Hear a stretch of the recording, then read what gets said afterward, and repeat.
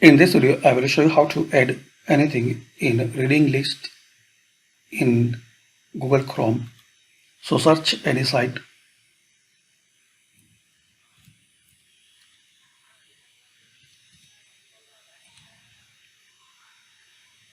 To add this site in reading list, click on this reading list icon. Here is the option add current tab. So just you have to add current tab.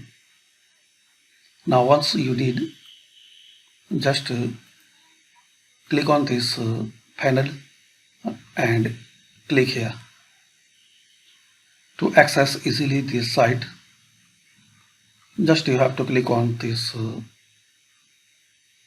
reading list item. So thanks for watching.